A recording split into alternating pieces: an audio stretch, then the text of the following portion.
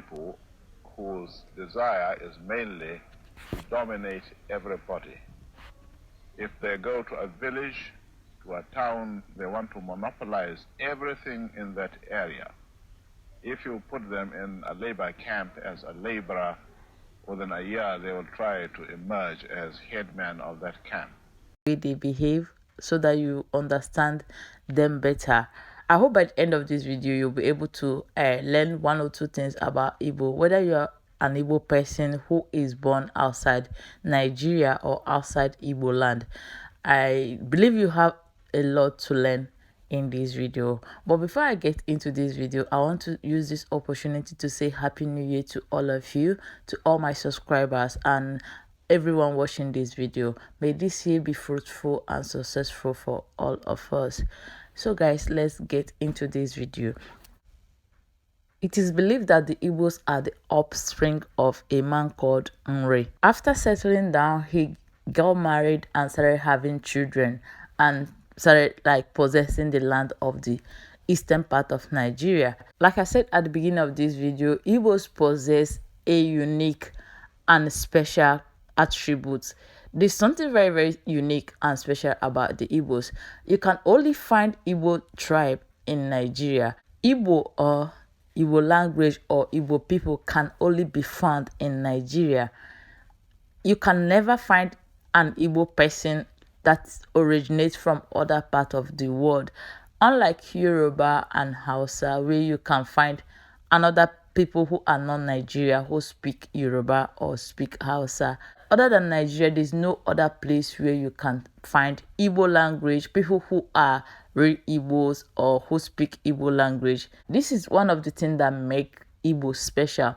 Igbo is a special tribe. Igbo people are special people. They possess a very special attribute, something that makes them stand out among others. According to history, during slave trading, Igbo slaves were in high demand. According to many articles I read, white men were willing to pay a lot of money to get slaves from Igbo land. Before the white men came to Africa, Igbo were the only tribe who were so very organized and very diplomatic in nature or democratic in nature. So this blew the minds of the white people. I guess that is the reason why they hate Igbo so much, because they see Igbo as a threat to their supremacy. One of the attributes of the Igbos is that they are so protective of themselves, of their culture, of their tribe, of their lineage, of their gene. This is the reason why it took the white men a lot of effort to invade Igbo land. When the white men came to Nigeria, the Igbos gave them tough time. The Igbos fought for 31 years, resisting the white men from entering Igbo land. They got to possess Igbo land by converting a lot of Igbos into priests. Those are the people who get to the village and be able to talk to them, their people, in the tongue they understand before they submit themselves to the white men. Without this, the British wouldn't have access to Igbo. Another crazy way in which the Igbos shows how they protect their lineage or their Igbo blood is by Igbos not marrying another tribe. Like in Nigeria, Igbo is that tribe who cannot marry another tribe, who don't like getting married to another tribe in Nigeria. In Igbo, there is something they call Ezibonwa for Igbo. It is interpreted as a true son of the Igbo. So Ezibonwa for Igbo is simply any Igbo person who is born by Igbo father and mother. If you're a mixed person, like let's say your mom is from another part of the country or another part of the world, you cannot possess a title in Igbo land. You cannot be king in Igbo land, and you cannot have title like Ozo Nze in Igbo land. Those titles are reserved for Igbos, like anybody who is born by Igbo mother and Igbo father. I know that this is a bit discriminatory, but this is Igbo tradition. Igbo is that land that is being protected by what the Igbos known as Chi. Igbo people are very religious in nature. Before the white men came to Nigeria, the Igbo people worship a lot of gods. They worship the sun, they worship the land, they worship the sea, they worship the moon, they worship their forefathers, they worship all kinds of gods. So in Igbo, there is something called the gods of the land. These gods of the land are deities the Igbos created by themselves. These deities protect the land from any harm. So if you want to invade the Igbo land, the gods of the Igbo land will fight you back. Or if you want to do any harm to the Igbo land or Igbo people, the gods of the Igbo people often stand up and fight for them. When the white men came to Nigeria and want to invade the Igbos, a lot of forces were fighting them, were against them entering the land, until they were able to convince the Igbo people to do away with that gods, because according to them it was a man-made god. Until the Igbo started disobeying the gods of the land, that was when the white men was able to access the land of the Igbos. Without that, the white men won't be able to access Igbo land. Today, Igbo may not be part of Nigeria if we did not disobey the gods that protect the land of the Igbo. Now, let me give you a clear explanation of Igbo gods of the Igbo land, or deities in Igbo land. So a lot of people who are not Igbo believe that Igbo people worship what is called Amadioha. Amadioha is a deity in Igbo, some part of Igbo land. Is not a general god of the Igbo. So before Christianity, every family make their own gods. Like every family make their own deity and make worship that deity. So how these deities were made, it is made by some of them burying some of their relative or someone in their family alive. Like some of the stronger male of their family will volunteer himself to be used as a sacrifice to build a she that protects the village or the family. And some people use a virgin girl or innocent girl. So this she is made according to kindred or according to village. Amadioha that a lot of people presume is the gods of Igbo land, is a god in Imo state. Anambra people don't have Amadioha. Anambra people have other kinds of gods. But in general, all Igbo people believe in worshipping what is called she.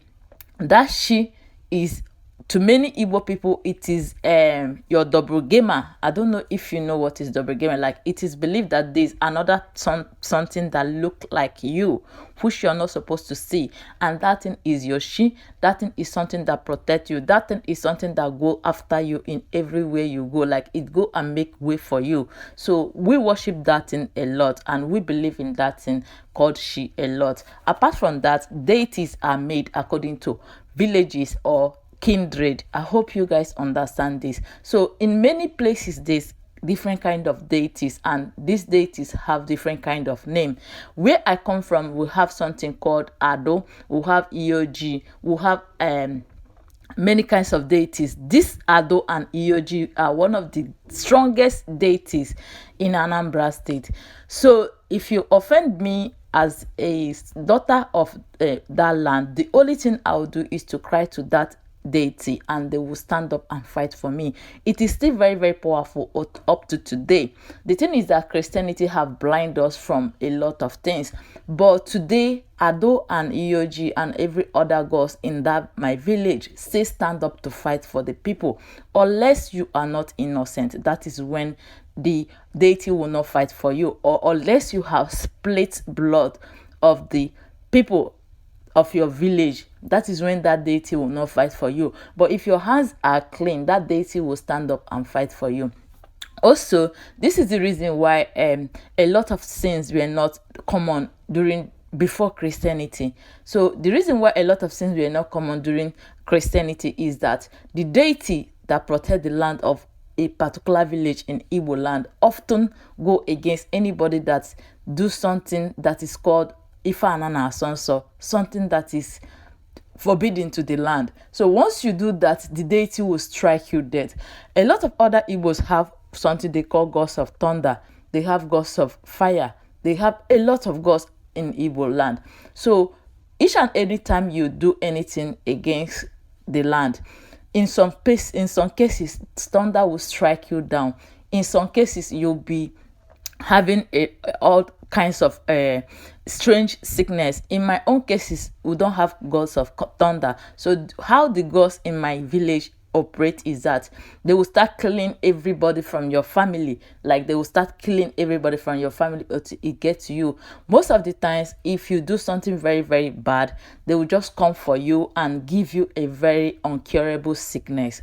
And once you have that sickness, the people worshiping the deities, or the people at being like the priest of that deity, we know that the reason why you have that kind of sickness is because you have done something that the land is against.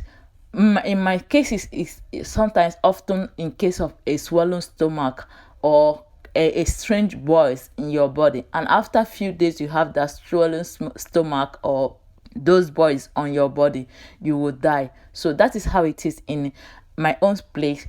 In other part of Igbo is something like thunder. Thunder will just strike you down immediately and you'll die. So in other part of Igbo is different things. So Igbos don't have a particular thing we worship.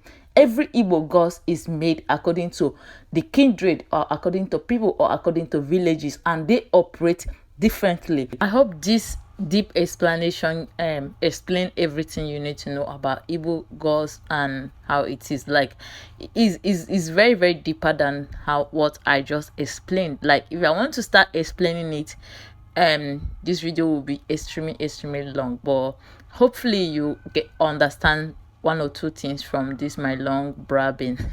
Let's continue, guys. Before colonization, Igbos, they were very, very organized and democratic in nature.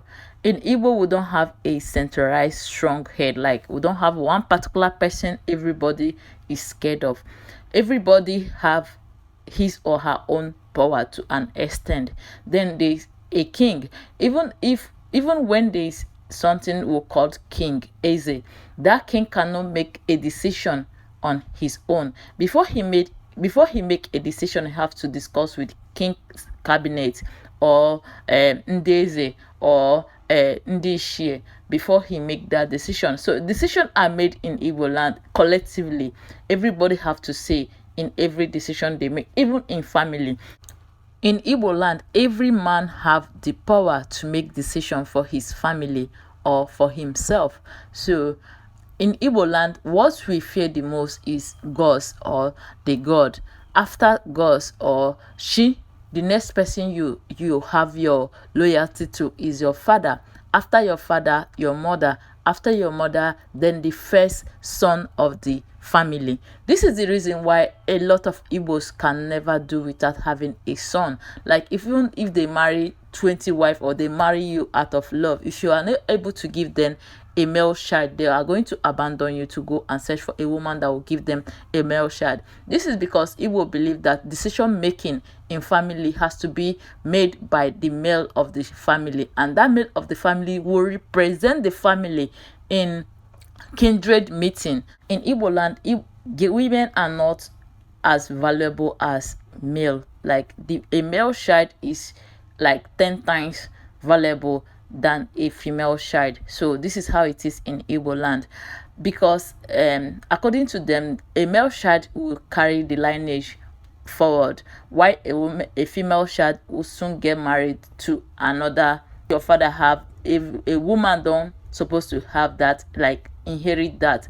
People who inherit any man's property is the male of the man. Let's say you are very, very rich and you don't have a male child. People who will inherit your property will be your brothers or your brother's son. That properties are not going to go to the woman. This is because the Igbos protect their lineage, they protect their own, they protect their property. They want everything they own to circulate within the family. So they believe that if they are giving a woman an inheritance or something, land of the family, she's going to take it to her husband, making that land not belonging to that family anymore. So I know it's a bit discriminatory, but this is how it is done in Igbo land. And aside male having the most favored part in Igbo, they also have a lot of responsibility. In Igbo land, a male is expected to take care of the family. A male is expected to be man. When I say man, I mean man. When I say man, I mean man next to God of the family. If the ghost of the family is not protecting the family, the male of the family will protect the family no matter how small he is. So when an Igbo person gives birth to a male child, they start installing authority in him at very young age. They start telling him that you need to stand up for your family, you need to protect your family, you need to make decisions for your family. This is the reason why Igbo men are so very authoritative. They are so a bit dictative compared to other parts of Nigeria, but there is also big advantage to that, because Igbo men are the people who take care of their wife the most. They are the people who take care of their family the most. They are the people who take care of their children or their sisters the most compared to every other tribe in Nigeria. This is because tradition tells you that you're supposed to protect the women. Like in Igbo, women are seen as weaker sex. If there's something like war, that war, if they're fighting war in that village, that war don't supposed to, you as a warrior don't supposed to lay your sword on a woman. You as an Igbo warrior don't supposed to lay your sword on a woman. You're supposed to like protect that woman, even if that woman is not your sister. So what they do during the time at that time is, if there's war, they always capture the women and take them to their own village and forcefully marry them. They don't kill women. Like, you don't kill woman anyhow in Igbo land. It is considered as an abomination. Another advantage women have in Igbo land is that women are overly protected by every male of the family. This also goes to in terms of providing for you. When a female child is born in a family, the father makes sure they provide her with everything she needs to look beautiful. They protect her, make her look beautiful, make her look marketable, so that she will be able to get married. This is the reason why most Igbo women often demand a lot from their husband or their boyfriend, because we are trained to look up to men. We are not trained to be in the battlefield and fight with men or drag a market with you. We are trained to sit at home and enjoy the wealth of our fathers or our brothers. In Igbo land, men are referred to Okpataako, while female are referred to Odoziako or Oriako. This interprets to male being the people who provide or make the wealth, while the women are the people who eat the wealth or look after the wealth. Also, in all Igbo land, every wealth of a male child belongs to everybody in the family. Like, if you're wealthy, your wealth belongs to everybody in the family. This is the reason why a lot of Igbos, there's not much poverty in Igbo land. Igbo is only tribe in Nigeria and in Africa in general that produce a lot of billionaires and millionaires. Like, it is very, very hard to see any family in Igbo land that does not have anybody who is a millionaire. Like, it is must, even if you don't have it in your nuclear family, you have it in your extended family. This lead me to brotherhood. So in Nigeria and in Africa as a whole, Igbos are one of the most united people. Like, the unity of Igbos are what many Nigerians are scared of. Like, a lot of Nigerians politicians are so very scared of the unity that exists among the Igbos. This is the reason why it is very, very scary for them to hand power over to the Igbos, because they are very, very scared of what they can do if they have that power. So I don't want anybody to pick offense on this part, but Igbos are so united that like, within the Igbos we feel like we are very, very divided, but outside, like, if you're not an Igbo person, you will notice that Igbos are very, very united. Igbos are the only tribe in Nigeria that will see light and go and bring his brother or his relative and show them that light. What do I mean by light? Like, let's say someone find a way to make money. If you're an Igbo person, you're most likely to bring your brothers, your sister, you're most likely to bring all members of your family to that place you're making that money. But in other tribe, you see when someone see light, they will sit in front of that light and let other people serve them. But in Igbo land, it is considered as a waste of resources if you make your brother your servant. This is the reason why it is very, very hard to see any Igbo person doing something like a gate man or roasting suya or doing some kind of job. You can never find Igbo person doing that because their relative who have seen light will never allow them do that. This is the reason why anywhere you see one Igbo person, before you blink your eyes and open it, you see like 20 Igbo people there. This is because when one Igbo person go to a place and see that there's a way in that place, he will go back to his village and tell his brother, "Nah man, that place." So the next thing, he will take his brother to that place. Chima will take Okay to the place. Okay will take Nnamdi will take Ifeanyi will take Chibike. That is how you see, before you know it, that place will become the land of the Igbo. This is also the reason why a lot of people are very jealous of the Igbo, because they feel like they have the spirit to dominate any place they go to. It's not as if they intentionally want to dominate any place they go to, but the spirit of brotherhood in Igbo people are what make them, once they see that light, they will bring their brother in it. No place on this earth where you will not see one or two Igbo people.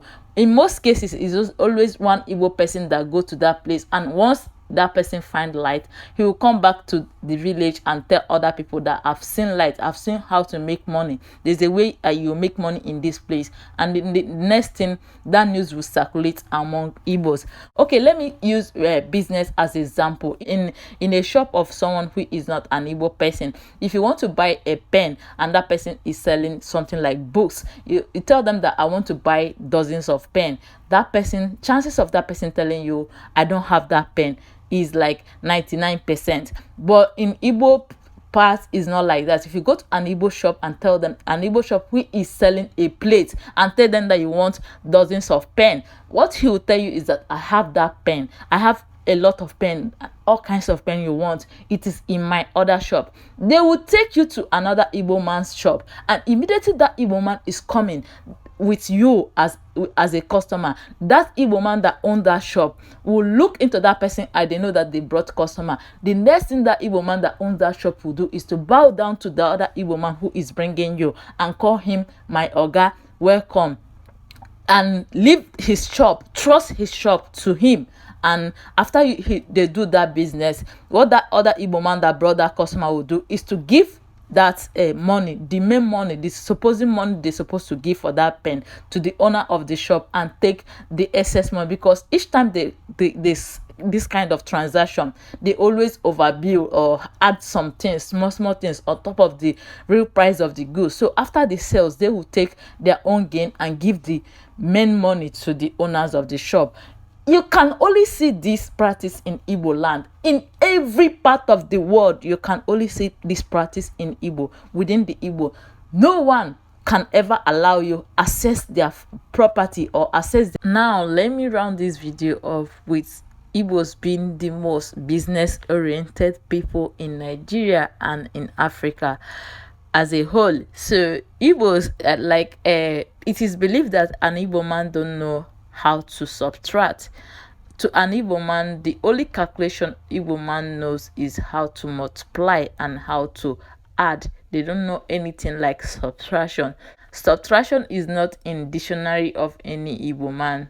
I don't know whether I understand this adage, but like Igbo people have the ability to multiply 1 naira into 1 million naira within a year.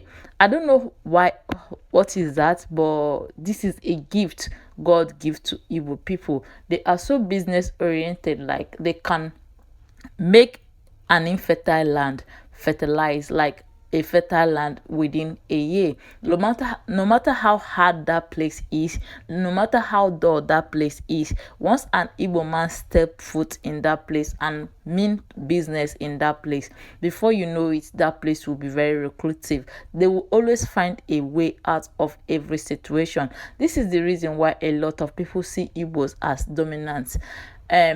One of the Elites of Northerners often say that the reason why they hate Igbos is because they have the spirit of dominate, that each time they go to any place, they want to dominate that place. If they come to your village, they want to dominate your village. If they go to your market, they want to dominate your market. If you put them as laborers, they within a year they will become the head of the rebels. This is so true, but it is not that we intentionally do this. It is something, is a gift given to Igbos, that they dominate, they rise any way they are. So I don't want to be political or put political aspect of the Nigeria in this video, but I just want to touch this part. So after Nigeria and Biafra war, everything owned by the Igbos that is in Yoruba and Hausa land, they take it from Igbo people and give them 2 penny as a reward to, or as something like to start life with. Every Igbo person that owns business in north or the southern part of Nigeria were given 2 penny as equivalent to their property. This is what they gave to Igbo people in 1970 after the war. But fast forward to today, Igbos are the richest tribe in Nigeria, even when everything was taken away from them, even when they like strip everything away from the Igbos. It is believed that most prominent people in Nigeria are holding a lot of properties of the Igbos after the war. Igbos are the only tribe in Nigeria that make their money natural, that built their money from sketch to up. They built themselves from sketch to the top, like from 0 to 100, from 0 to to millions, billions. So and this is very, very scary to a lot of Nigerians, and this is the reason why a lot of people hate the Igbos. This is the reason why a lot of people see Igbos as a threat to them. But I thank God these days, this modern age, a lot of people are opening up, especially the Yorubas. A lot of Yorubas are trying to open up and trying to like learn a lot of business ideas from the Igbos instead of hating on them. So I wish there will be a time where there will be like more understanding of the Igbos. Instead of you seeing them as people who come to possess your land, it's better you learn how they do things the way they do it. But I think that something that is guiding the Igbos is way beyond their own making. Like it's something that even most of the Igbos cannot explain. Like I said, I so much believe in the Shi Ndi Igbo. I so much believe in that. I so much believe in gods of the Igbo land. I so much believe in gods of the Igbos. I believe that a lot of things happening to Igbo people does not just happen. It happened because the gods of the Igbo land are with them. This is my strong belief. I'm a Christian though, but I also believe that there's something beyond mankind that is protecting the Igbos or leading the Igbos. This is the reason why no matter where you put an Igbo man, put them in any place, cover them up, cover them with sand, do them anything, they will germinate and be more than you, be greater than you that put them in that state. This is also the reason why a lot of people believe that Igbos are ritualists. They are into rituals a lot, but most of the times Igbos are not into ritual compared to other tribe in Nigeria. A lot of tribe are into ritual practice more than the Igbos, but the Igbos are more successful than a lot of tribes. Like every tribe in Nigeria, Igbos are extremely successful. Like I'm not saying one particular person. No, Igbo may not produce one of the richest people in Africa, but Igbo produce, each family have billionaires, millionaires. So it's not an offensive statement. I'm sorry if it come off as boastful or bragging to you, but just take it like a normal statement. So I wish will continue to progress. I wish Nigeria as a whole will also continue to progress. I also love a lot of tribe in Nigeria, like all tribe in Nigeria. I love Yoruba tribe, and in my next video I'll talk more about Yoruba tribe. This year I want to incorporate African culture with the street interview I do, so that you guys should also have different kind of content. I'm coming back with my Lagos street interviews, just that everywhere is still very dry in Lagos. I don't want to carry camera put in people's faces this new year. I want to give them this week before starting to go around for the interviews. I hope you enjoyed this video. Give me your suggestion, what you think about the Igbos, how you see the Igbos, and how you feel about the Igbos. What do you feel for the Igbos?